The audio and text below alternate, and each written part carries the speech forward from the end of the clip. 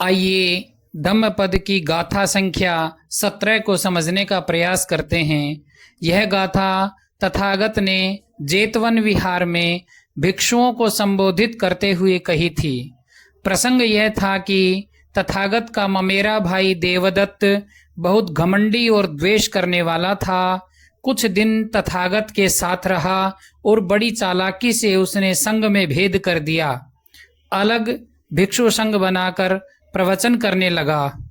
अपने नए 500 भिक्षुओं के साथ गया शीर्ष पर्वत पर चला गया। तथागत जानते थे कि सज्जनों के साथ भलाई सुखकर है, दुर्जनों के साथ भलाई दुष्कर है, पापियों के साथ पाप सुकर है और सज्जनों के साथ पाप दुष्कर है।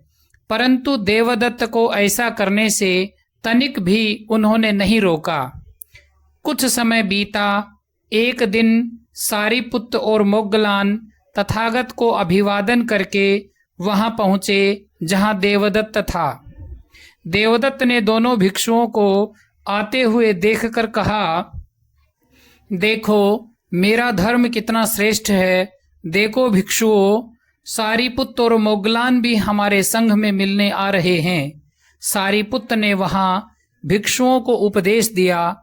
उनके उपदेशों की गंभीरता को देखकर सभी भिक्षु सारीपुत्त और मोग्गलान के साथ तथागत की शरण प्राप्त करने के लिए चल पड़े। देवदत्त नींद से जागा। अपने पापों का एहसास हुआ। तथागत से अपने गुनाहों की माफी मांगूंगा, शुद्ध हो जाऊंगा, यह सोचकर जेतवन की ओर प्रस्थान किया।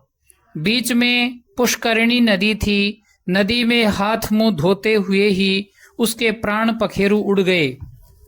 तथागत को जब यह समाचार प्राप्त हुआ तो भिक्षुओं को धम्म देशना देते हुए कहा, ईध तप्पति पेच तप्पति पापकारी उभयत्थ तप्पति पापं मे कतंति तप्पति भियो तप्पति दुग्गतिंगतो। इस गाथा का अर्थ है, पापी इस लोक में संताप करता है और परलोक में जाकर के भी संताप करता है। मैंने पाप किया है, यह बार बार सोच करके संताप करता है। दुर्गति को प्राप्त होकर और भी अधिक संताप करता है।